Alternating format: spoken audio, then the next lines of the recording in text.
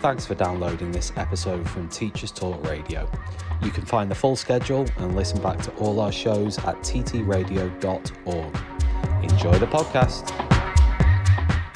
This show is brought to you in partnership with John Catt Educational, publishers of professional development books and resources that support great teaching and learning in schools around the world. Don't miss out. Level up your professional development today and visit johncattbookshop.com to explore the full range of titles. Use the code JCTTR2425 for 20% off your order. Happy reading. Are you a teacher who has concerns about your students' low reading levels? Are you also worried disadvantaged students won't be able to catch up? The online reading development program, Dreambox Reading Plus, adapts to a student's skill level, accelerates reading progress, and helps students acquire a wide vocabulary. The patented technology develops reading fluency and supports the transition to increased text complexity from Key Stage 2 to Key Stage 3 and 4, where language and vocabulary are more challenging. You can try the program with a free 4-week pilot today. Search Reading Solutions UK to find their website and request your free pilot. How do we stop teachers marking books on their kitchen table on a Sunday night instead of wanting to spend time with their family? Is live marking truly cutting-edge practice? What if I told you that I could provide evidence of verbal feedback and its impact on student outcomes? Now, traditional marking, time and time again, is reported as the number one reason why teachers leave the profession. It trumps behaviour issues and teacher salary. In Guide to Feedback, I share 9 case study skills that demonstrate 9 different ways to provide marking and feedback, all evidenced by student outcomes. Now, not every school will be ready for this, but hopefully you are ready to start your Feed Up and Feed Forward journey. The Teacher Toolkit Guide to Feedback is out now, and you can get an exclusive 30% discount when you order Teacher Toolkit Guide to Feedback from Bloomsbury.com. Just use the code TTRGTF at the checkout. That's TTRGTF, and it expires 30th of November. Happy reading. Do you ever wish you could sit down with other teachers and delve into the challenges and opportunities we face? Well, that's exactly what Table Talks at Bet UK is all about. Join small roundtable discussions based on your selected topics to share insights, learn from peers, and tackle the big issues in education, all in a sponsor-free environment. This is your chance to connect and collaborate like never before. Be part of the conversation at Bet UK in January 2025. Visit uk.betshow.com to learn more. Good evening, everybody, or good morning, depending on where in the world you are watching this right now. Welcome to Teachers Talk Radio for a special show. We are going to be looking at the importance of assessment at Key Stage 3 in English, and we're exploring particularly the usefulness and impact of reading assessments in Key Stage 3. And we've got some fantastic guests to discuss this topic with us this evening, an esteemed panel, one might say. We've got Charlotte Brabants, who is a whole school literacy coordinator in London. We've got Nick Mills, who's reading development consultant for Reading Solutions UK.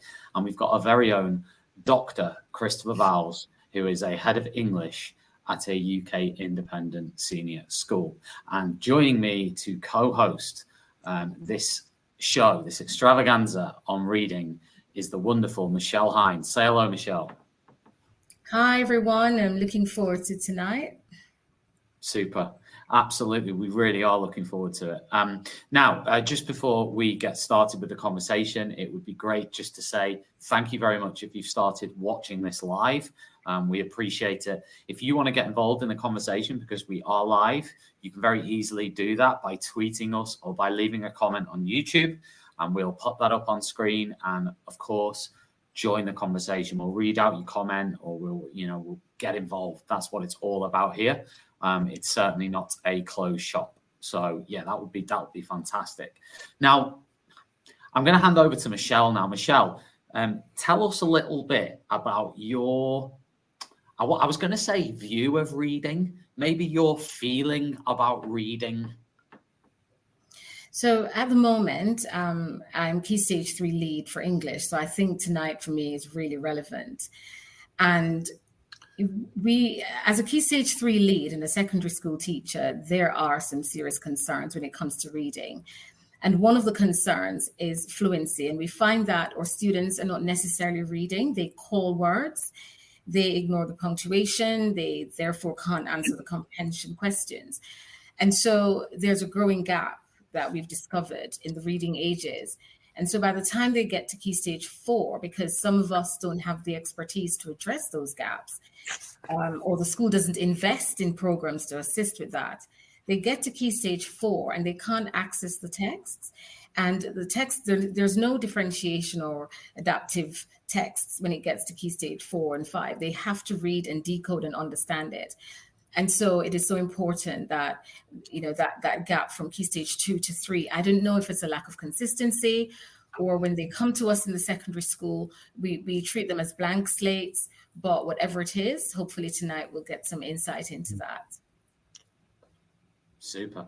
Well, I'm going to hand you over to you now, because you are the deputy head of English. I am a part-time history teacher, so you are definitely way more qualified than me at this point. Oh, thank you so much, Tom. And I just like to say welcome as well. And I've been looking forward to this all week, all day. So before we even get into the questions as they relate to the Reading Solution Program, could you kindly define for us what reading truly means? What is reading? What does that look like? Charlotte, do you want to start us off? It's a good question, isn't it? I mean, you can talk about the absolute functional definition of being able to create meaning out of letters and words on a page, but you very rightly point out the punctuation lends a lot of meaning. So you need to be able to interpret from letter, but from word to chunk to sentence to paragraph, because all of the written marks are conveying some sense of meaning to us. And it's whether you're lingering over the words that are being used and the structure, you're just picking up the actual information. I think you're dropping a little bit. At its most basic, it's making meaning from those marks. I think we're concerned at the Key Stage 3 level with getting students to be able to.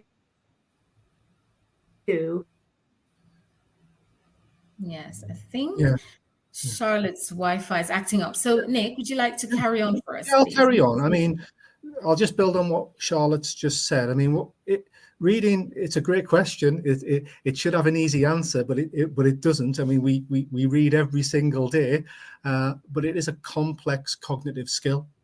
And it requires the integration of multiple processes. And if you think about, those processes, we have decoding, we have vocabulary knowledge. What's quite interesting is the gaps within vocabulary knowledge as well, particularly within the UK. And those gaps are linked to socioeconomic groupings as well. Fluency, as you quite rightly say, is a big part of that, and I want to focus a little bit on fluency. We call it the hidden hurdle at Reading Solutions. We believe reading fluently, reading with automaticity, is probably the most important aspect. We would say that obviously because we deal with fluency, but fluency is about reading with understanding. And when students read, it's not just about reading and recognizing the words and the letters. It's about applying their knowledge and their understanding. And I think that's really important because we see too many young people reading quickly with no understanding. Mm-hmm. And we live in a system, an education system, where young people at the end of each of their key stages have to go into an exam hall, and they have to open up an exam paper, and they have to read quite lengthy materials, a lot of complex vocabulary, and they have to apply their knowledge, and they have to engage with that. So I think there's the process. I think there's the purposes of reading as well. I mean, reading, as well.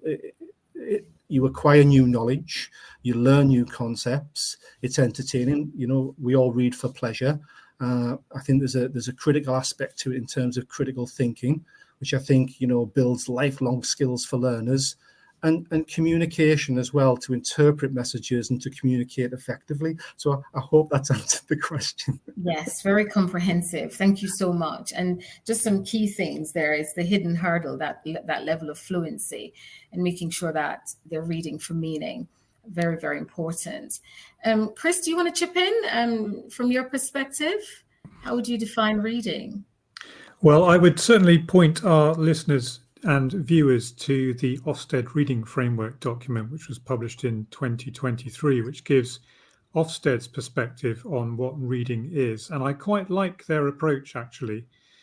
It divides reading into those two skill areas that we've heard Nick talking about, really, which is language comprehension and decoding or word reading. So if you're hoping to do any effective teaching of reading in the secondary sector, you certainly need to have a good understanding of those differences in process that we've just heard described to us. The difference between reading in primary school and reading in secondary school is quite pronounced. So the shift from children reading in year 6 to children reading in year 7 is quite a significant jump. In year 6, a group of students might be reading with a single teacher in a single room all day.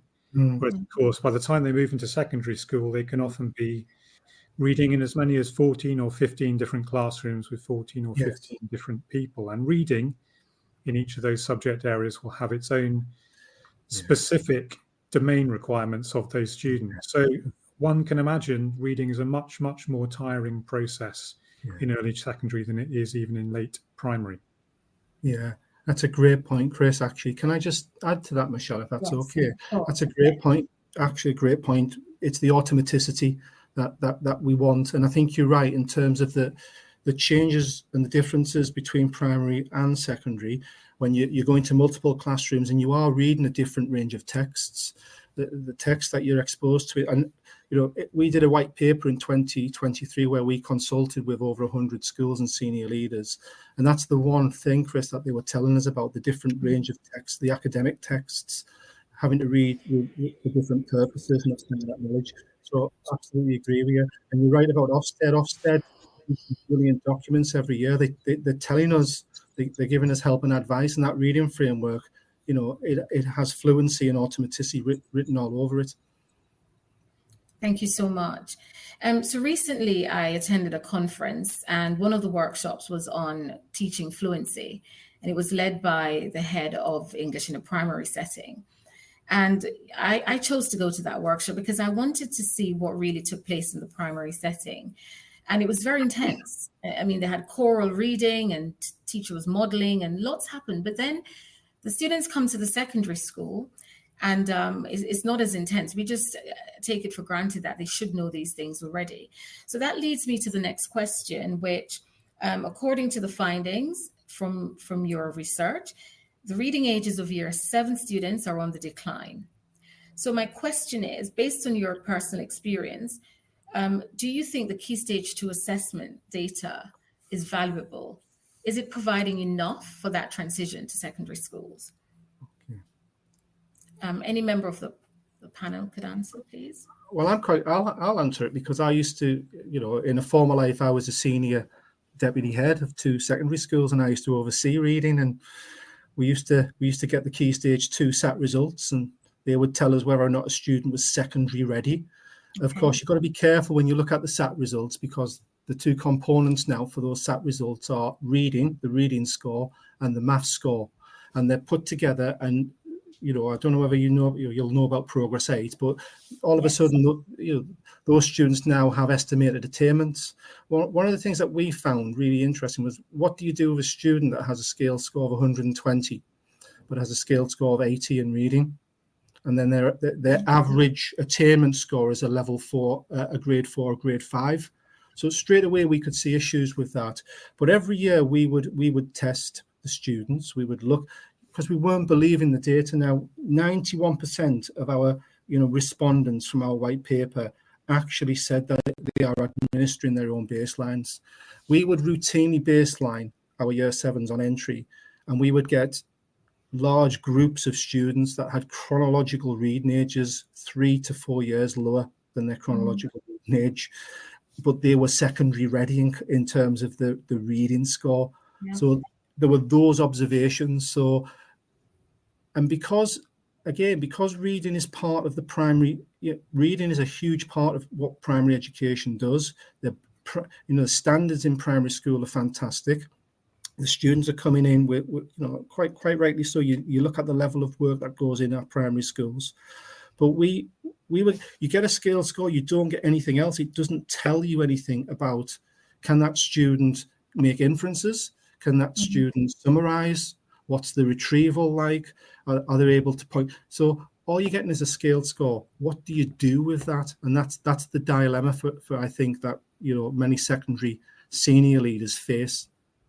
Yeah, thank you so much.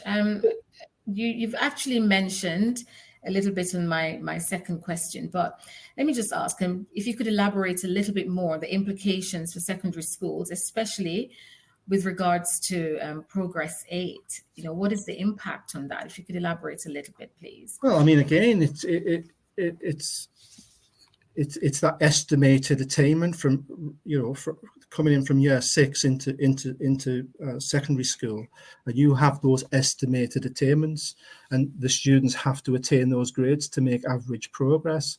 And again, it comes down to the robustness of the data and the scores. And again, you've got an average between maths and reading. And what happens when you've got a student that has a higher score in one and a lower score in the other? So that is the real issue. I think Progress 8 as well. I mean, when I look at Progress 8, I make reference as well. I don't just look at Progress 8 in isolation. I look at Progress 8 in terms of all the other curriculum reforms that have taken place in the last 10 to 15 years. The students now, all of the subjects have changed. Their curriculums are much more.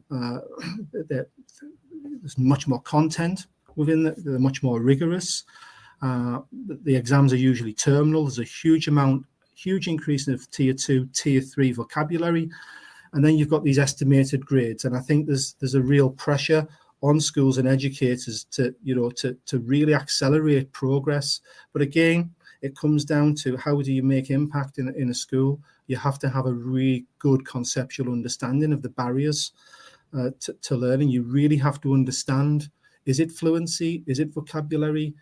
What exactly is it? Do the students need more phonics? Because 9 times out of 10 years ago, if you were a struggling reader, you would just get put on a phonics program within secondary schools. Actually, what's actually happening is that secondary schools now are catching up, and you mentioned expertise. There has been a general lack of expertise around reading within secondary schools. Everybody sees it as the remit of the English department, and it's not. So Progress 8 is huge. It is a real shift. I understand why Progress 8 was introduced, because it's a fairer measure in terms of measuring progress and measuring distance travelled and value added. But it comes back to the robustness of the tests. And, are the tests a true reflection? And what I found in my career is they weren't. Okay, thank you so much.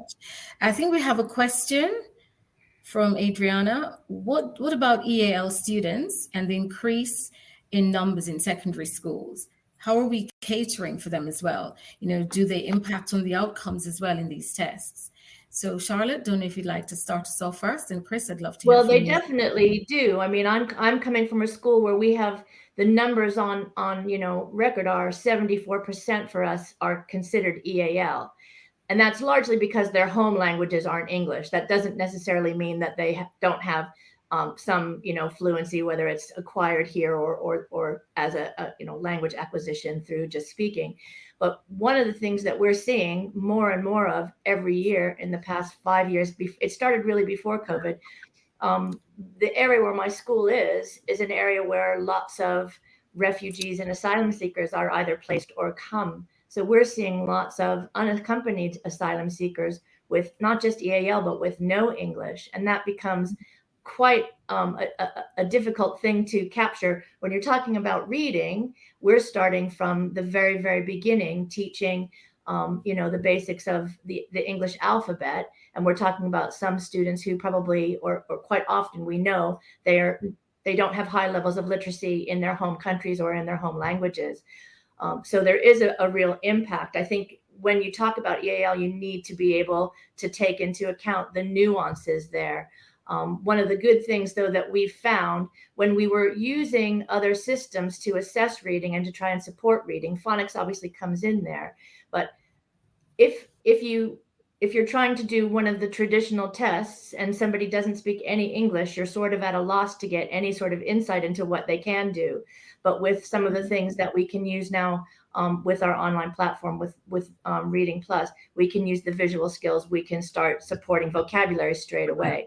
So that does have an impact. Yeah. But definitely EAL numbers that are increasing, and we see that coming up from the primary schools as well. It's a real challenge. Thank you. Thank you so much. In my current setting, it is definitely a challenge. And that is why my school is actually turning to other programs and platforms to support the increase in our EAL learners. Chris, in your context, do you find the Key Stage 2 assessment valuable or of use when they come over to secondary school? Well, because I'm in the independent sector, we don't have Key Stage 2 data at all. So as soon as children come into our school, we conduct our own series of baseline literacy skills tests, essentially. And the good thing about those is it gives us a fairly accurate measure on how students perform at sentence level and how they perform with vocabulary. But the missing piece of the jigsaw there really is that wider sense of comprehension. And I suppose if we were looking forward to the 22nd century, in terms of how we manage EAL students, it would be really good if we could have some kind of reading program that could test students' reading abilities in their home languages alongside English. So we could actually know if a student was able to comprehend a paragraph in Romanian or French or Japanese or any other world language that you might be dealing with, and then use that knowledge they have from their home language to apply to the teaching of their English language curriculum, really. I mean, I work in a school where we recruit from 6 continents on the planet. So we have students from every single major language group you can think of. And we introduce them into mainstream as quickly as we can, but there has to be some sensitivity in how we do that. And we have to be quite careful about how quickly we move some who've only been in the country for 5 minutes. Yeah. Thank you. And I think ultimately we need to go back to basics and ensure that the secondary school teachers are also equipped with the skills and the knowledge to promote reading and reading fluently as well, because I think that's where the gap is. And we try these add-ons and, we try to go with what we think is right, but it's so important that we collaborate with our primary colleagues as well. Can I just say as well, you mentioned EAL students, if they don't have any Key Stage 2 reading data, they will not count in Progress 8. So that you've got to have that baseline. The other thing as well is many EAL students come from cultures where they don't read left to right. That efficient reading, from left to right, they don't have that. What I would say, not just with EAL students, but with all students, you've got to practice that. If you don't, it's like my golf swing. If I don't practice and I go and play golf on a Sunday and I go around in 120, you've got any sports that you've got to, and it's the same with reading. Reading is a skill, okay? You've got to practice. That scanning, that efficient left to right scanning is part of that process. And, one of the things that Reading Plus use is a guided window to help the students, that visual perceptual span of an efficient reader. We have spent, a lot of researching the eye movements of inefficient readers. You get regressions, you get fixations, you get over decoding. What that actually ends up happening, students get cognitive overload, because by the time they've read something, just with their eye movements and their regressions, we're then asking them to comprehend text and then answer questions and assess them and to test them and to grade them on that. So I just wanted to make that point, if that was okay. Yeah. Thank you so much. That was very helpful. And somebody asked, what programs do you use? And I think you've you've answered that as well. The reading solutions, that's what we're talking about tonight for those who are listening and those who've just joined. Thank you so much. So we'll get into that a little bit more in part 3 of the discussion. And just to round up part 1 of our discussion, you've already mentioned, Nick, about the 91% of respondents who said that that they found that the tests weren't as robust as possible, that schools are now having to resort to their own baseline tests. So my question is, how reliable are those baseline tests that secondary schools use? Because I'm not sure there's a standard baseline test, because I created one for my year 7s, and I'm not sure any other school uses it. So how do we then measure and determine how robust they are? That's a great question. It is a difficult question to answer. I mean, there's some brilliant baselines out there. There's some standardized tests. The gold standard seems to be the NGRT test that a lot of schools use. What I would say in relation to that is that it depends what your priority is. Now, if you just want to test the readability or get a chronological reading age and to test the readability so that you can then use that in the classroom, that's fine. You know, NGRT looks at comprehension, etc. But what it doesn't do, what some of the tests don't do is it's the fluency measure. And a lot of tests might measure fluency just by getting you to time. They time you to read a passage, but it's that understanding. So what I would say, you know, a lot of schools use that because of the standardized results. What we're finding now with the schools that we are working with is they are moving over to our insight assessment. I know Charlotte mentioned that earlier on. Our insight assessment is heavily weighted towards comprehension understanding. So it measures vocabulary. It gives students a year-related score. Comprehension in terms of text complexity and readability, but it focuses on words per minute. So it's looking at comprehension based reading speed, but with understanding. And one of the things our program does, it can give you year-related expectations, so it can benchmark your progress. So I think it's good that schools are using GL, you know, NGRT. I think that's great, but it comes down to what's going to have the biggest impact on your outcomes in terms of moving students forward with their learning. And this is why a lot of schools now are using our insight assessment, because of the importance of fluency within the curriculum. Thank you. So Charlotte, you've already started using it. Could you give us some more insight into practically how it's working for your school? Sure. Well, we implemented reading solutions last year across the whole school after doing a pilot, and we transitioned from the STAR test, which is part of Renaissance, and had done some sort of spotty correlation with some other tests. And when we moved to the insight assessment, obviously there were, you know, implementation things that we had to overcome. And one of the big ones is supporting the staff in understanding and making that leap to a new measure and being able to effectively use all the pieces. But really quickly last year, it became that fluency piece became so clear. I was at a year 8 parents evening trying to explain to the parents, because one of the things that we find very useful about it is the way that you can structure your conversations both with students and with parents to support the use of the program, and then the very clear progress lines that when students are using it, you can map out. But it became very clear in this conversation when students had quite low comprehension or overall proficiency scores that fluency was a key missing piece of the puzzle for them. And parents would be very alarmed to see this very low level, but you could correlate it directly to this difficulty or inefficiency or lack of stamina in terms of the student's fluency. And once we could start to demonstrate that progress being made, we could see the comprehension coming up. We do use it in a variety of ways. This year, we've refined now what we're going to be doing. And so we're pulling out different pools. We're pulling out the students who are, you know, low fluency and therefore low comprehension, but we're also pulling out the students who might look a little more proficient, but clearly have deficits in their vocabulary figure.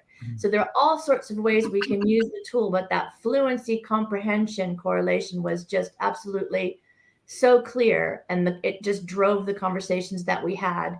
And by the end of last year, we saw tremendous progress across the school in every year group. What's really interesting this year from the assessments, which are nearly done, is that the students who did it last year, who didn't, maybe there was an assessment bias, maybe there was, not the kind of rigor that we needed in the way that we did it, but the students who they're coming in, and this autumn term benchmark is higher than last year's autumn term benchmark.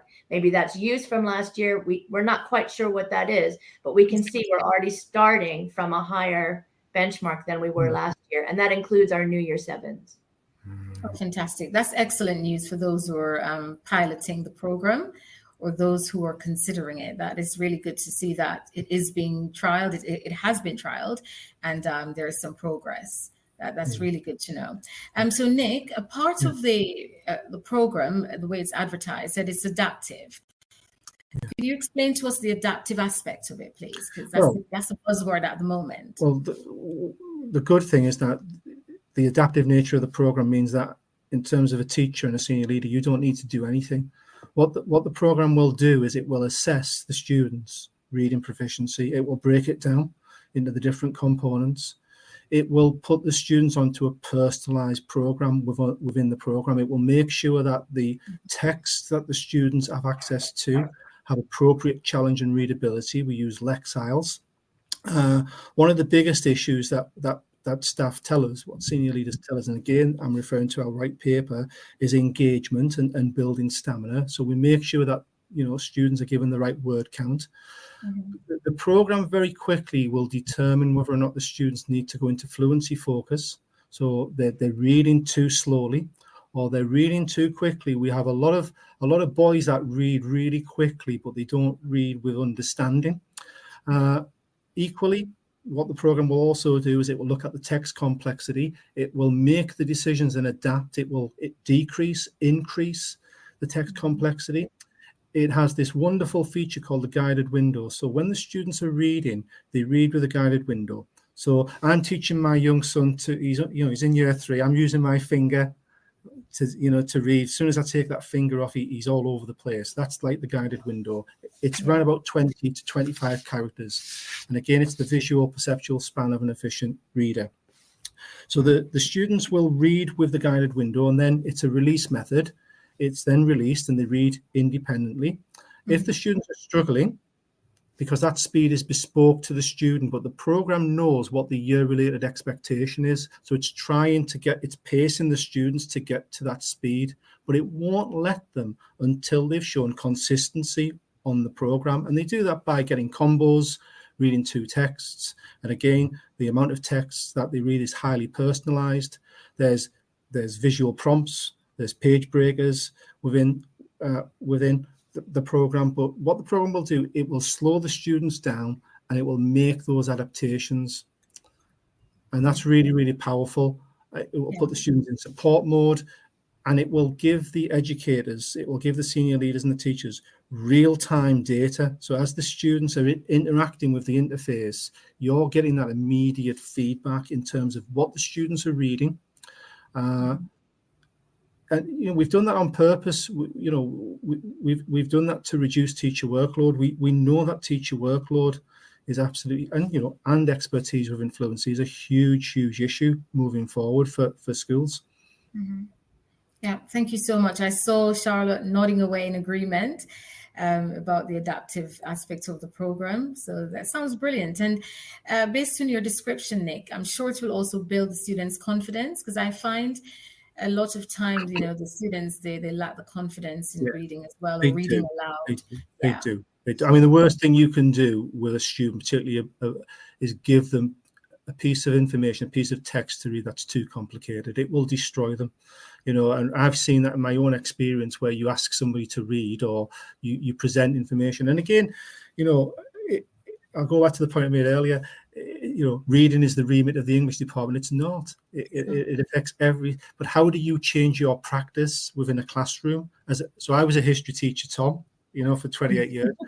how did I? about to say it is the responsibility of the English department. It is. We don't want anything to do with that. You guys, you do what you do. We'll do what we do. We do the dates. We do the figures. We do all that stuff. Yeah, but Tom, how will they access the sources in history if we don't help? But can I ask you a question, Tom? When you got the reading age of a student, right, presented to you, what did you do to change your practice? Well, I mean, the most obvious thing is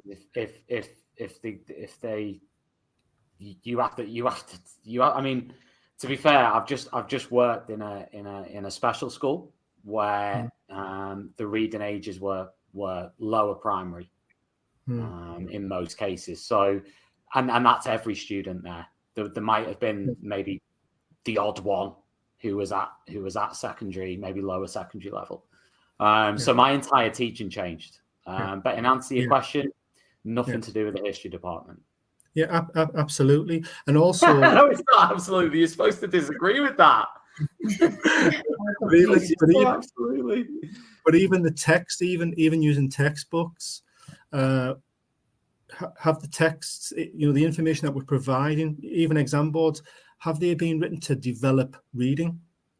And see, all of the texts within our library, I mean, we have 1,300 texts within our library, 80 to 90 texts per level. All of the texts have been written, not just to broaden horizons, to build cultural capital for the students, but they've been written to develop reading.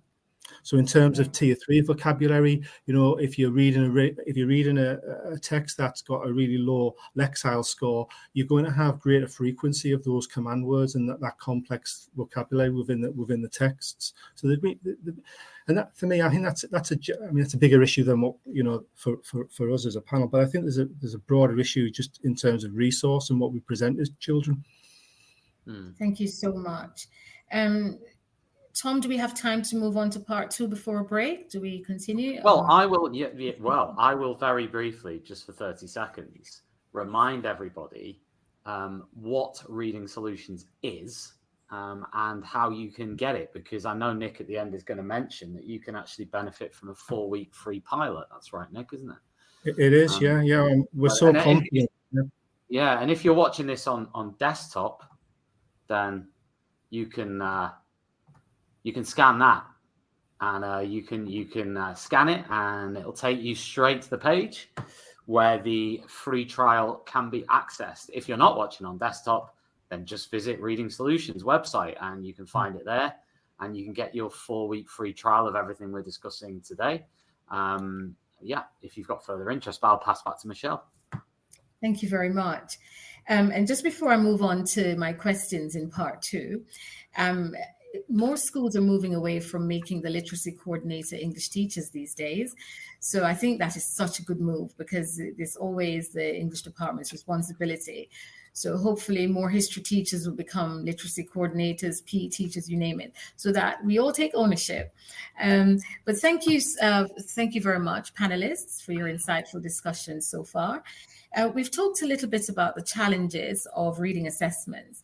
But could we now talk about some of the benefits? What are some of the benefits of reading assessments? Chris, I'm going to start with you, actually. What would you consider some of the benefits of the reading assessments? Well, I think it's quite an interesting question, really. I suppose the primary benefit of reading assessments is that you know roughly where your children are when they come in, and how you think you'd like them to develop, although there are some particular challenges that I'd be interested to know about when it comes to screen-based reading assessments, and how you ensure that a student's weaknesses with IT skills aren't kind of flagged up in the test rather than their competence with reading. I mean, that's something I've seen in a primary school that I'm attached to as a governor, where children have struggled with the IT aspects of a reading assessment at year 6, and then have struggled to give a really good account of their reading skills as a consequence. So I wondered how that fitted into what Nick does. But I suppose, the primary benefit really is if you've got standardized data that everybody in your departments understand, and that they can actually take intelligent pedagogical decisions based on that information about how they teach those children. Thank you. And Nick, just before you respond to that, just to add to what you said, Chris, I've had students at the end of an NGRT test, for instance, saying, "Oh, miss, I finished that in 2 minutes. I just clicked blindly." Yeah.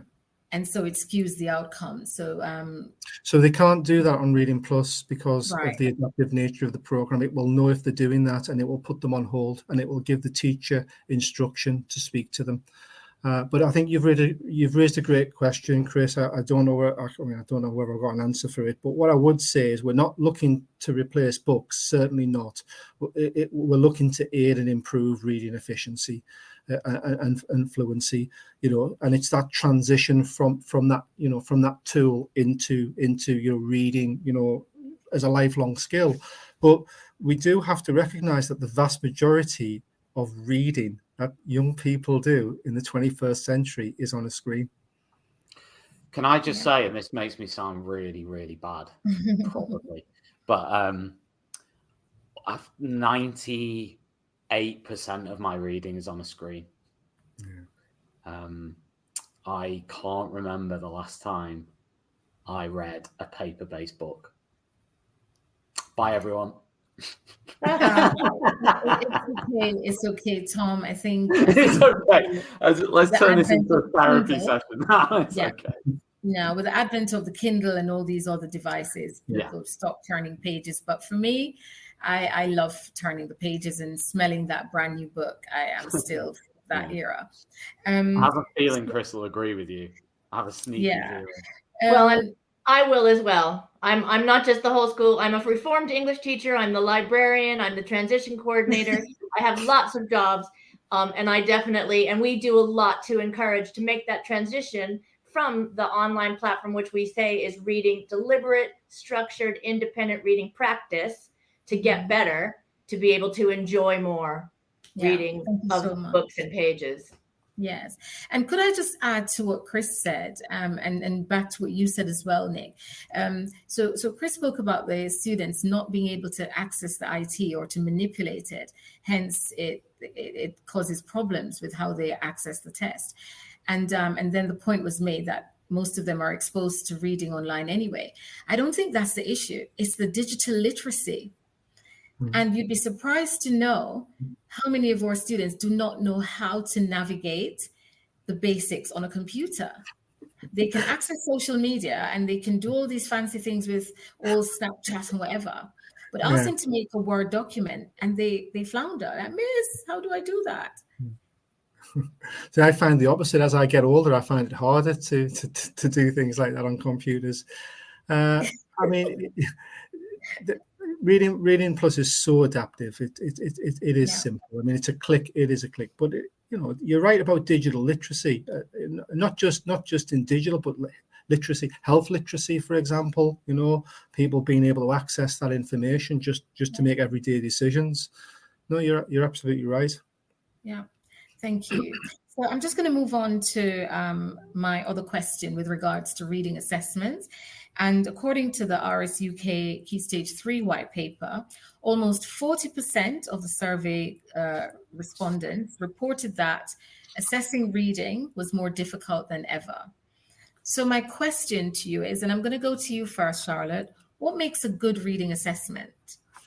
What are the key components, you think? I think you need to be able to assess a number of reading elements, components at the same time. For me, in a big secondary school where staff time is really precious, to be able to do it efficiently with that real-time output, that's really key. And to be able to act on it. I've used things before where it gives you a score, but it doesn't really say what you can do with it. And it doesn't tell you what, where do you need to focus? You might see that this score is low, but what is the intervention needed? So you really need to be able to look at all of those things. Yeah. And, what we found with the Insight assessment is we can do it efficiently. The students are pretty independent and able to manage. We don't really seem to have too many IT issues. We get that immediate feedback. We do see that thing that sort of they've learned. I want to look at the words on the page and I want to move on. And we can see that when they move from the guided window to the independent window, where they say, well, miss, I've read it. Well, you've looked at the words on the screen, but you haven't understood them. And that discussion really, really helps us inform the students' understanding of what it is they're meant to be doing as a reading activity, as well as our understanding. So it gives us all of those elements at once. It's not just a score. And that's what I think has been so valuable for us, and really pushed our how we're implementing and how we're starting to do other things across the school. Yeah. One of the things I hated as a teacher was marking, because I'm going to be honest, it just took me forever to mark, particularly mock exams. And I am an examiner for AQA, so it's a laborious process. But automated systems, ed tech systems, can mark so quickly and give you that QLA analysis at a click of a button. And what you can do with that as a strategic leader is you can have those conversations about resource, because again, that's one of the issues that we need to talk about, I think, as well. Resource within the education system, and in reading interventions tend to be very labor intensive, and you do intervention work, and again, how do you improve reading? Unless you've got experts in every single classroom, you do it through intervention work. So that's one of the huge benefits of using technology. And I agree with you, Nick. Marking can be laborious, but for some strange reason, I enjoy it because I like to see the outcome. I like to see if the students are grasping what I've taught. Sorry, Tom, I'm such a geek. I was marking today, and I'm joking, Michelle. Some very strange people do enjoy it, and you can be one of them. But it's the time it takes. It's the time it takes, Michelle. I mean, not just. So I agree with you. Summative assessment.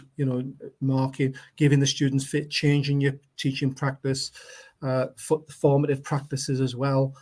But it's the time it takes, and there is a huge issue within the UK around teacher workload. Yeah, I want to know if Chris and Charlotte like marking. I never liked marking. I'm going to say what I didn't like about it, and I think that what I don't like about it is you spend a lot of time marking, but you don't necessarily see students taking it on board. And so it quite often felt like feedback into, just a vacuum. But what I like about being able to use the insight assessment, and I found it really useful, is that it directs the conversations that I have with students in a way that the students find useful and they can feedback to me. And I have told, some of my colleagues at Reading Plus about some of the real successes I had last year with some boys who are considered naughty, who were able to do this in their own time and space. Who were initially, really recalcitrant and reluctant. But as they started to see progress, they took it on board and did more of it. And so by the end of the year, the conversations I was having with some of these very well known across the school boys for the wrong reasons, who had still moved up in terms of, their proficiency, one of them was absolutely just beaming because he had gone from reading at the level of a year 3 or 4 student to at least being now secondary ready, and he was in year 9. This show is brought to you in partnership with John Catt Educational, publishers of professional development books and resources that support great teaching and learning in schools around the world. Don't miss out. Level up your professional development today and visit johncattbookshop.com to explore the full range of titles. Use the code JCTTR2425 for 20% off your order. Happy reading. Are you a teacher who has concerns about your students' low reading levels? Are you also worried disadvantaged students won't be able to catch up? The online reading development program, Dreambox Reading Plus, adapts to a student's skill level, accelerates reading progress, and helps students acquire a wide vocabulary. The patented technology develops reading fluency and supports the transition to increased text complexity from Key Stage 2 to Key Stage 3 and 4, where language and vocabulary are more challenging. You can try the program with a free 4-week pilot today. Search Reading Solutions UK to find their website and request your free pilot. How do we stop teachers marking books on their kitchen table on a Sunday night instead of wanting to spend time with their family? Is live marking truly cutting-edge practice? What if I told you that I could provide evidence of verbal feedback and its impact on student outcomes? Now, traditional marking, time and time again, is reported as the #1 reason why teachers leave the profession. It trumps behaviour issues and teacher salary.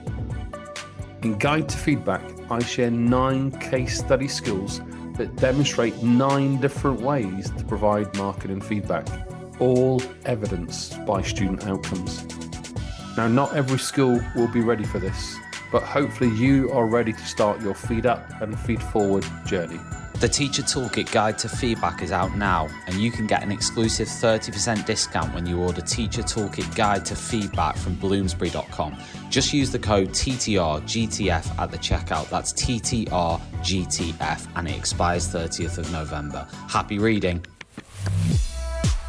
Do you ever wish you could sit down with other teachers and delve into the challenges and opportunities we face? Well, that's exactly what Table Talks at BetUK is all about. Join small roundtable discussions based on your selected topics to share insights, learn from peers, and tackle the big issues in education, all in a sponsor-free environment. This is your chance to connect and collaborate like never before. Be part of the conversation at BetUK in January 2025. Visit uk.betshow.com to learn more. And he was so, because he could take my feedback on board. It was that automated feedback that he could understand and turn into action. And that's why I didn't like marking it, is I don't think my students, maybe I was just a bad marker, but it didn't really seem like they took it into, they took it on board and took action with it. Yeah. Thank you. You have to force them to read your feedback and then you have to decode what you've written as well. So it is laborious. But the point there that you've made, Charlotte, about the whole point of that process is engagement. And if you don't get the engagement and the buy-in from the students, it doesn't matter what you do in any curriculum area, whether it's reading or whatever, you really you're facing an uphill struggle. So engagement is absolutely key. Totally agree. So I'm going to move on to vocabulary, which you mentioned briefly, Nick, at the start. So pardon me if I'm not going to make eye contact for a couple of minutes while I read something from the white paper. It said the relationship between vocabulary learning and reading comprehension is a reciprocal one, or vocabulary knowledge supports good reading comprehension. And at the same time, good reading comprehension offers opportunities to learn new word meanings. But the opposite is also true, because as we might expect, children with poor reading comprehensions typically have lower levels of vocabulary knowledge. Poor vocabulary limits access to texts, which reduces opportunities to learn new word meanings, and so on, and it's a vicious cycle. So my question to you, panelists, is what do you think are the root causes of poor vocabulary? Is this linked to spoken language development? And if so, how can it be addressed? Because I think parents have to get involved in this discussion and take some ownership as well.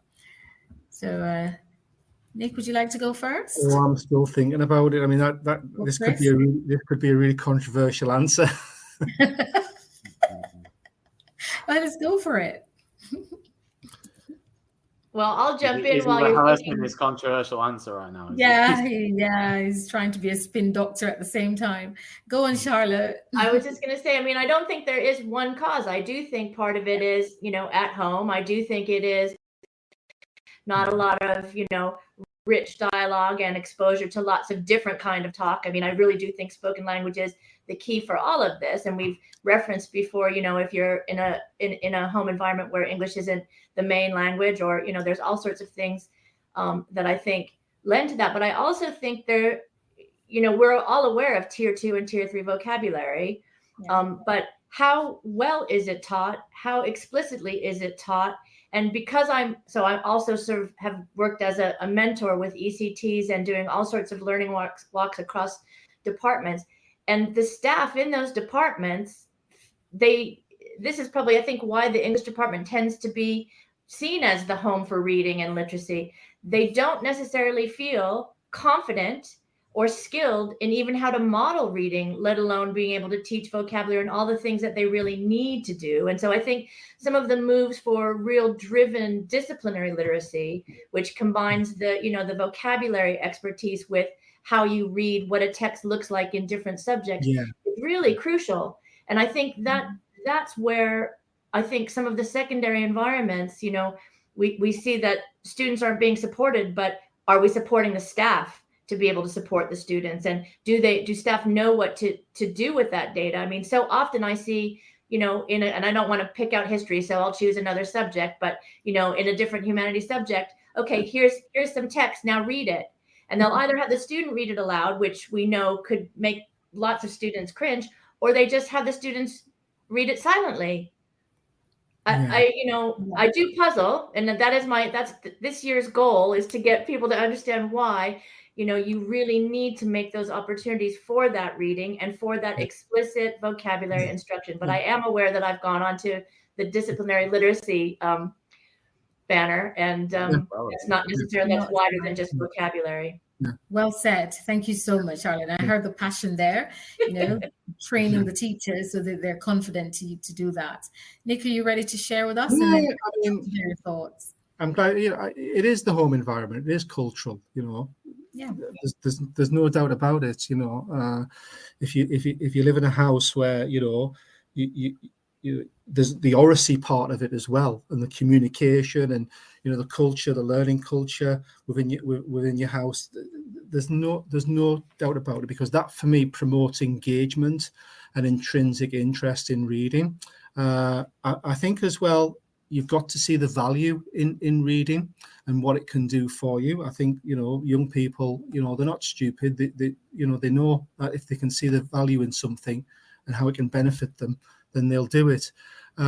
Socioeconomic status does play a part in it, unfortunately. Children from lower socioeconomic groupings and backgrounds have far less access to books. So, we've seen what's happened during the COVID pandemic in terms of gaps in reading. Poor teaching, I have to say that, controversial. We've had examples of that tonight. You'll have to tweet that one, Lucy, if you dare.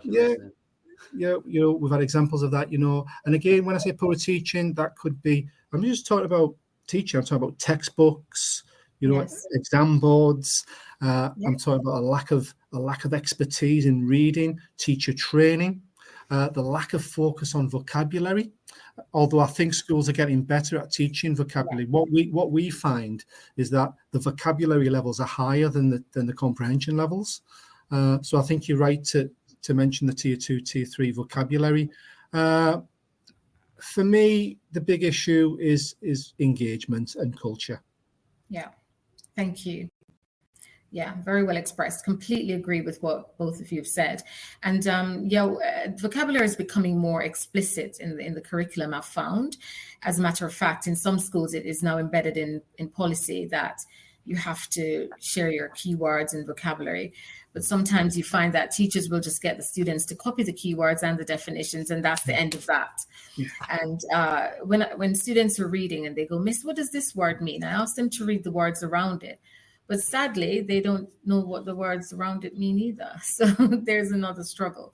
But yeah, it's an ongoing thing that we really have to work on. Chris, would you like to quickly share your own experience and tell us what do you think about vocabulary and how can I also want to know from Chris's perspective, with Nick's list there, which bits do you sort of, agree with, disagree with? Is there anything there that you... Yeah. Is there any differentiation between yourself and Nick in what you think? Not a huge deal. I mean, I'm going to read to you a sentence about the standard of English teaching in England. And it's this, from a very, very significant English report. It is desirable that the standard in English required for admission to training colleges should be raised. Anyone like to hazard a guess in which year that was printed? This year? Was that the 20th century? 1921, the landmark Newbolt English report, which is actually probably the reason why English teachers ever since have been lumbered with the job of teaching reading, because his report makes it very, very clear that it is the job of the English teacher to primarily teach children reading in state schools after the 1920s. And then it widens out beyond the English department to other departments too. But it's very, very clear that it's English teachers who are charged with that primary mission. And in fact, that's the same report essentially that gives birth to the English Association in the early 20th century. So people have always been moaning about the standard of English teachers in schools, and there's always areas where we can improve our teaching of the subject, both by harnessing the new technological tools that become available to us and working really, really hard on the pedagogical practice that we bring to our own classrooms. Yeah, and Chris, just to say, that pedagogical practice, where do you get that from? Who trains you to have that understanding? And I'm thinking about all the curriculum reforms that have taken place in the education system. I mean, I wasn't trained as a curriculum designer. So where does that knowledge come from? Well, again, that's about subject communities, isn't it? I mean, the significance of subject research associations has risen over the last 10 years, I think, and it would be good if more of our teachers were members of those kinds of groups, and that there was a wider discussion about the tools available to all of the teachers in our schools who are always English teachers, as again was said in 1921. All teachers are teachers of English because all teachers are teachers in English, is what Newbolt tells us. So, yeah, it's got to come down to high quality CPD, good use of educational tools, and a wider conversation within the teaching community, I think. Yeah. Yes. And as Nick said earlier, teacher training as well. I think that needs to be looked at as well, because a number of teachers in the English departments I've worked in over the years, they said their training in the UK, for instance, is predominantly literature. So they're trained how to teach literature, and so they miss out on the linguistic elements. I remember once in an English department, I had to do CPDs on the basics of grammar, so that they were able to equip the students, because those were included in the lessons and in the schemes of work, but the teachers didn't really understand it themselves.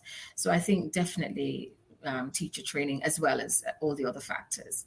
Thank you so much for that. Tom, do you want to add anything to that, or have you been converted yet? And we'll take some ownership.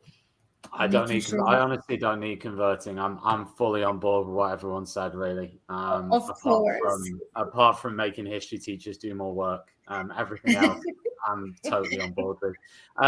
But what I would like to say is we have reached 1,000 viewers across all platforms. In fact, we're nearly up to 1,500. That's a lie. We're actually currently on 1,400. So thank you very much to everyone who's chosen to watch some or all of this session. Special shout out to Adriana, who has been watching from the word go and made several great little comments there. We haven't had a chance to read them all out, but thank you very much. And JBL as well, who's been watching all the way through. A few other people have commented on LinkedIn and Facebook. So thank you very much to everybody, and we hope you're getting something out of this. Just to circle back as well, if you don't know what we're talking about here, you can find out by visiting Reading Solutions UK.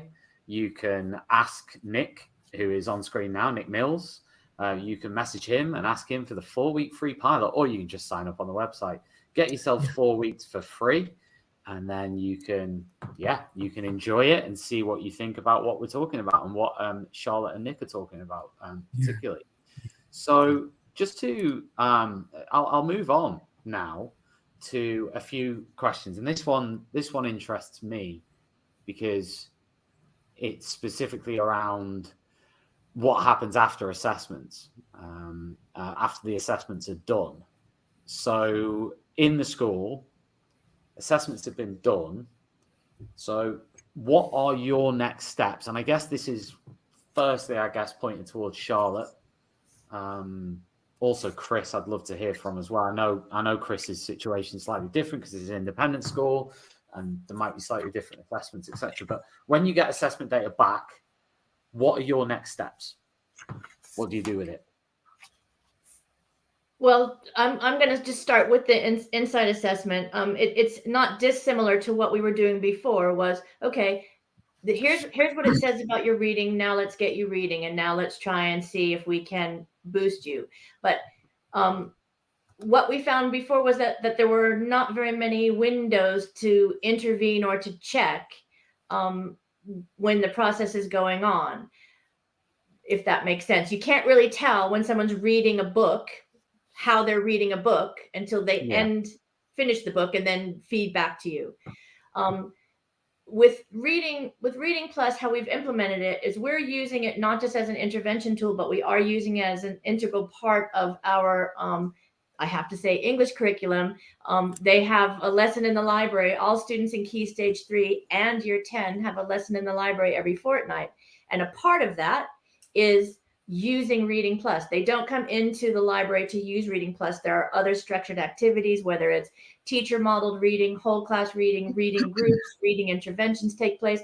There's a lot that happens, but that is integral to it. And then in Key Stage 3, all of the students, they're only, and this goes back to that marking issue, their only independent study, what we call homework, is to complete their Reading Plus assignments for that week, which the default is 5 readings and 1 vocabulary. But we're starting this year to alter that for those very proficient readers who what we're hoping to do is get them to read fewer, but maybe use them in a more holistic way. Maybe do some writing around that. We're using the writing module that's there. Maybe do some oracy. We're not sure exactly where that will take us. We're trialing some things and we'll see how that feeds into the process.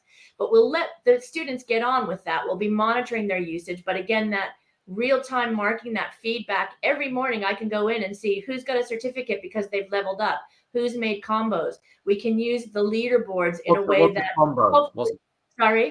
What's a combo? Did you say combo? So the students, Nick, I'm sure you'll jump in too, but the students, they read a text and they do their comprehension questions and they need to reach that threshold of 80%. And then they go and they do another one. Yeah, that combo is 2 texts where they've made that threshold and it makes a link. Then they go on to the next one and they'll read another text and make 80%. But if they read the 4th text and they drop below that, they have to get another combo. They've got 1 combo, but that second pairing doesn't count. And so you can reward them in lots of ways on, how many words they've read, on how many combos they've achieved, on the different streaks that they've had. There's so many ways to try and feedback positively, because that's so important. You can't just say you're not doing something, but this shows them that they can do it. And that goes back to the story that I told about that Year 9 boy who absolutely beamed because he was getting that virtuous loop from what he was doing, how it was feeding back to him. But the teachers, sorry, I was going to say, is that those tests that they get the combos on, are they based on individual texts or are they based on a series of texts? They are in the personalized library, the content library that opens up based on the achieved proficiency score in that initial assessment. And so there's an element of autonomy in there, or agency. They can choose text to read. It will nudge them if they're choosing too many at my school, football or sports stories. So it's trying to push them out and push their background knowledge across a number of areas. I mean, it's one of the things I love. And it gives the students feedback as well on what they're reading and how they're doing, how many things they've read in those different threads. I mean, it's just phenomenal. And it gives you information about the children, the students as readers, their motivation, what they like to read, which you can hopefully then use and translate into that whole reading an actual book and turning the pages.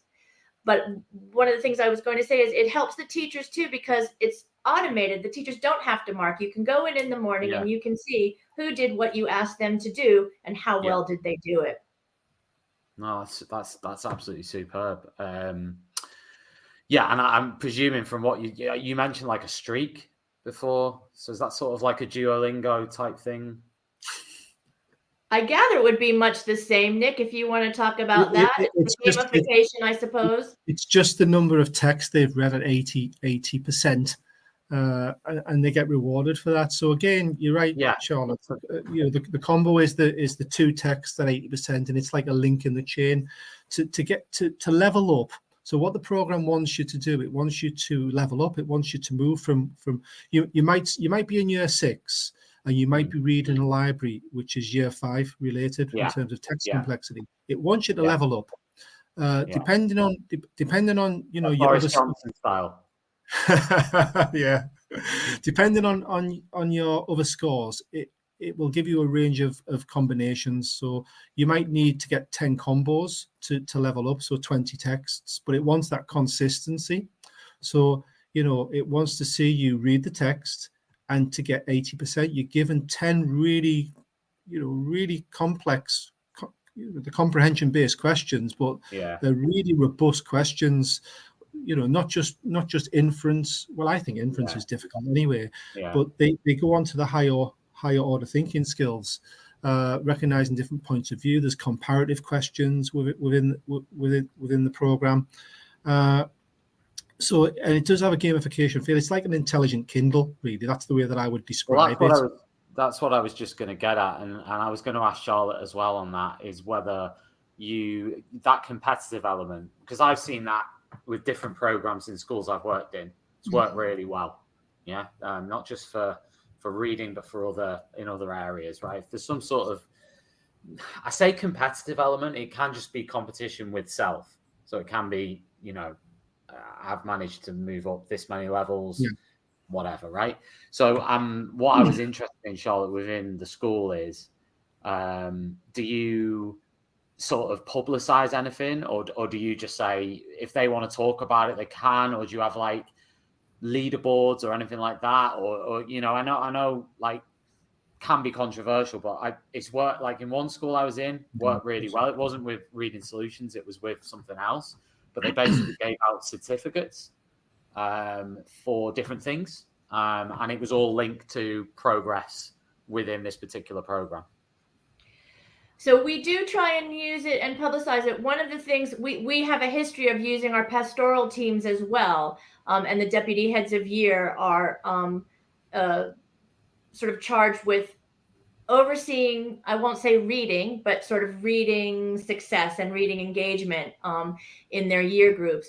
And when we were using Star Reading and Accelerated Reader, we did some sort of feedback in the weekly collective worships and awarding, you're the star of the week or whatever, and we give positive points on our class charts. So we do use it that way, but I think that there's lots of scope for us to be using it much more widely and supporting the pastoral teams and being able to spot things and really talk it up. But again, we run into that problem of time, first of all, and resource, but also, do they understand it? Do they understand what they're talking about?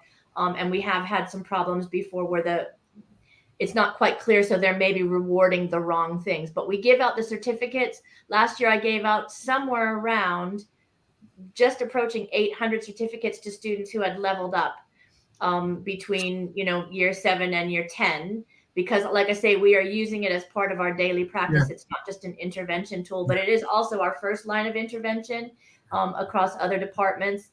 But this year we have leaderboards. We want to use those more widely, and we want to sort of try and go school to school. So the Reading Solutions has some great things with usage heroes and other kinds of things that we're going to be trying to implement so that we can try and build in our trust, because I've talked about it so much that I've got some of my other trust schools to be taking this on board. So it would be really interesting to see how that motivates. But I think, Tom, the point that you make out about intrinsic self, competition with yourself and trying to do better, I have seen that definitely in practice with this, where students are really, really engaged with the program and wanting to get those levels, and disappointed when the combo breaks or they don't move up.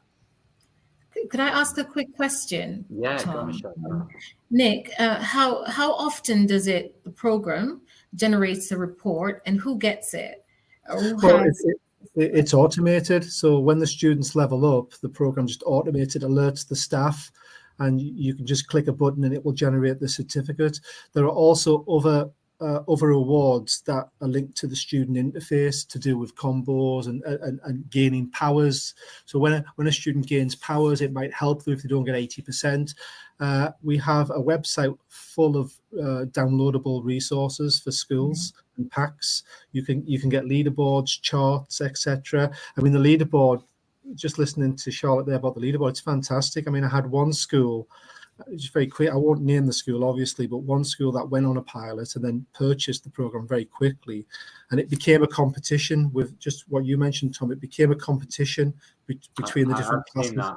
Yeah, I've seen that with a different program, but the results were impressive. Yeah, they were, because in a relatively small space of time from the pilot. I mean, they ran a 4-week pilot and then they purchased, but they read 1 million words within this primary school, 1 million words, which was phenomenal. I mean, it really was. Yeah, definitely. The reason I asked, Nick, is because I've seen similar programs, but often the teachers don't even bother to check the report, where it generated the report, sent it to the class teachers. And as a head of English, I found that I was doing a lot of the admin checking. But you're saying this is more automatic than that. You don't do any admin. You've got to engage with the program, and you've got to buy into it. It's like anything into it, haven't you? You've got to check it. Yeah, you've got to believe. I mean, it works best when it's embraced and it's incorporated into your curriculum, and there's buy-in, the staff believe in it, there's enthusiasm there. But you've got to monitor it. You've got to log in. You're right. So you've got to log in. You've got to monitor, look at the leaderboards, look at the data. There's high interest, very intelligent data within the interfaces and the widgets that you can just click, 2 clicks, and you can do all sorts. What I will say as well, it's not just tracking the reading, it's tracking the skills gaps analysis. So going back to your question about what you do after an assessment, well, what we do as teachers is we analyze the assessment and we make allowances. The marking process and that analysis can take time. Reading Plus does that very quickly, almost immediately after every assessment, after every comprehension, everything. And we actually have resources on the platform as well, downloadable resources, lesson plans, visual graphs, visual worksheets, visual tools. They get emailed direct on the platform to the students, but you can download them to do one-to-one work. And that's the other thing as well. What's the process of what happens next after assessments is really down to the school and the culture and the leadership. And reading. So what do you do next after you've done a reading assessment? How do you do that? Do you identify groups? We talk to a lot of schools right now. They're talking about the challenges they're facing with pupil premium students, disadvantaged students, wanting to do something, different with those types of students. That costs money and resource. Okay. I want to move on a little bit now, and I'm going to go to Chris on this one first.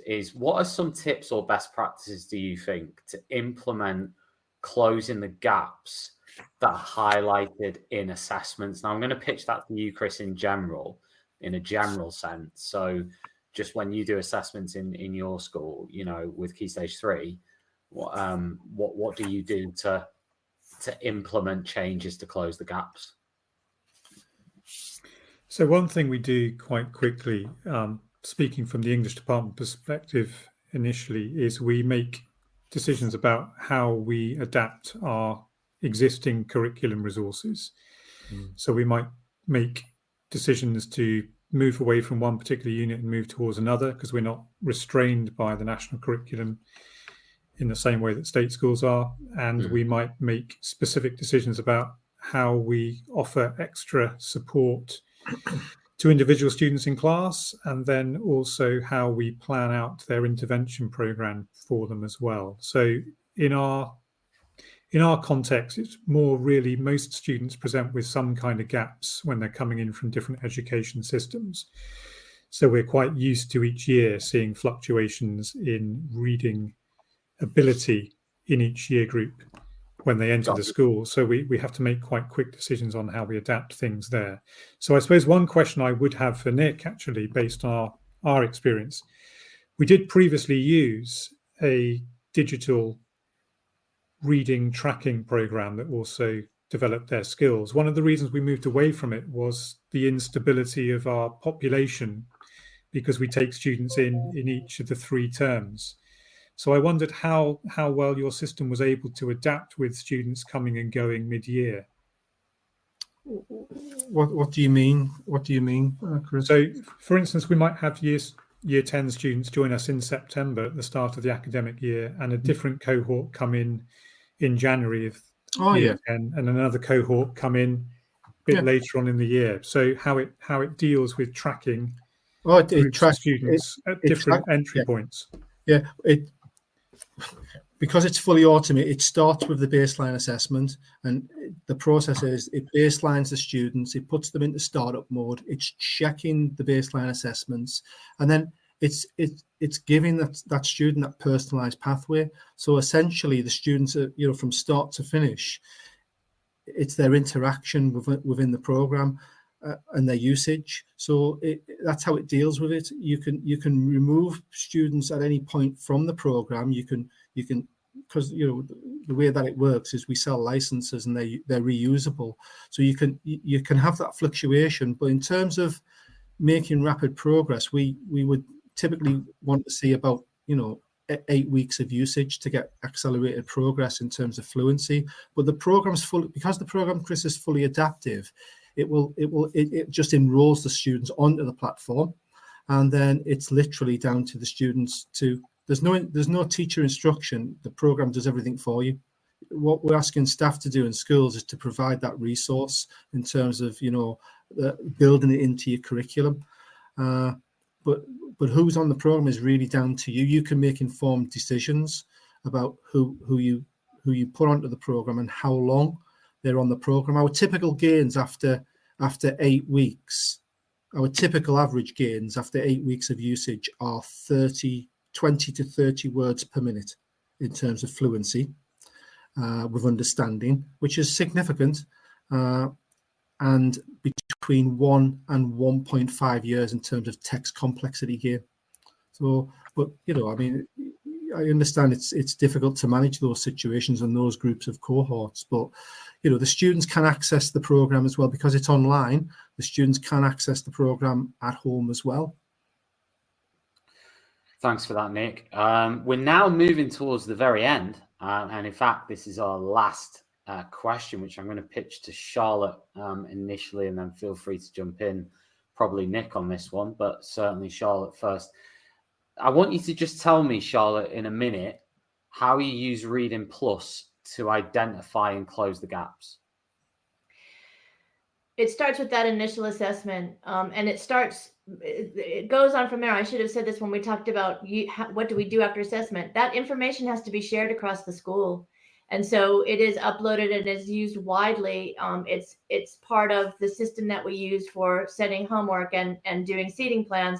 It appears on those, so teachers can use those data to be able to, in the classroom, put people together who, it will be just instructionally useful to pair them up or separate them or whatever.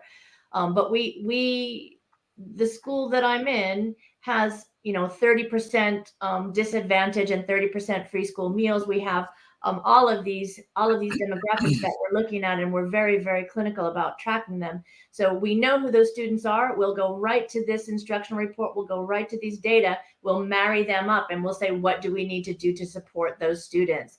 And that, again, is communicated across the school, whether that's a bespoke sort of intervention program, because we have a resource base. We have some other kinds of centers where we can put vulnerable students or students who need maybe extra instruction. We can actually use those alongside what we're doing in curriculum areas.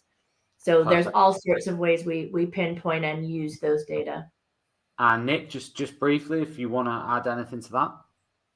No, I think you've summed it up really succinctly, Charlotte. I think it is really understanding what the need is, isn't it? Yeah. So it's that identification of it's measuring what matters, measuring it accurately, and as a senior, I was 25 years.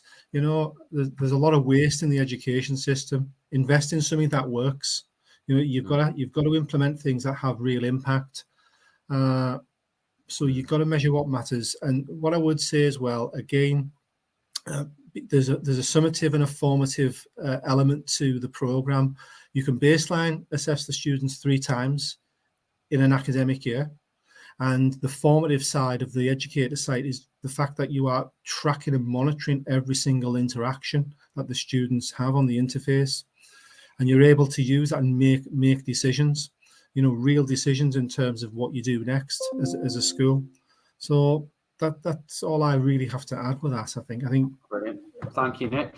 So, listen, we are coming toward, that is it. We have done it. It was a fantastic conversation. I just want to say a massive thanks to Charlotte and Nick for joining us. Nick, I don't know if you want to very quickly tell our viewers / listeners, because this will be available as a podcast, if you want to tell them how they can get this 4-week pilot, this free pilot. They've listened for 90 minutes now. How do they actually get it? Yeah. Well, basically, if you just go on to, the best way is to go on to Reading Solutions UK, the website. If you go onto the website, you'll be able to get access to the free 4-week pilot. It's just a very quick form that you would fill on the website. There's no obligation at all to purchase. We're that confident that if you use the program, you'll see the benefits straight away. What I will say about the company is that we work with 1,600 schools across the UK. 160,000 students are using the platform. What you'll find with Reading Solutions is that we are very ethical. We're committed to improving outcomes. There isn't a hard sell in what we do. We're passionate about what we do and support in schools, and we have a fantastic team of consultants, really experienced from different backgrounds. So I would just get onto the website, and I'll just add, Tom, as well, that in 2023 we produced a Key Stage 3 white paper on the challenge, the impact, and outcomes facing secondary schools. I'd really, encourage people to go onto the website and download that white paper and read it, because it covers a lot of the topics that we've discussed tonight on the show. Superb. So yeah, I have to say, it's been great to learn a bit more for me as well, particularly towards the end there about the sort of competitive elements to it and stuff. I just think it's really interesting, and the digital element to it as well. So thank you very much indeed. I have to say a big shout out to my fellow TTR teamers. We've got Michelle and Doctor. When did you become a doctor, Christopher? When did that happen? That must have been recent. I've never seen DR on the screen before. 2006. All right, not recent, just haven't noticed it ever in the last 2 years. So massive thanks to Michelle and to Dr. Christopher Vowles and to Lucy Newberger, who was in the background tweeting to her heart's content about the wonderful things that have been happening here. So thank you to her as well. And of course, to our viewers who've been watching all the way through this evening. We will be back tomorrow on TTR with more shows. As always, every day there's a show. Hannah Wilson is on tomorrow evening at 7:30 p.m. Get yourselves over to watch that live on YouTube and live on X. She's talking about diversity and equity in the curriculum. So definitely give that a watch from 7:30 p.m. tomorrow live with Hannah. That is it from us.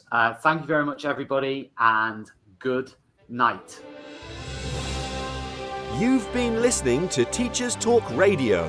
Tune in live and listen back at ttradio.org. We look forward to hearing from you next time on Teachers Talk Radio.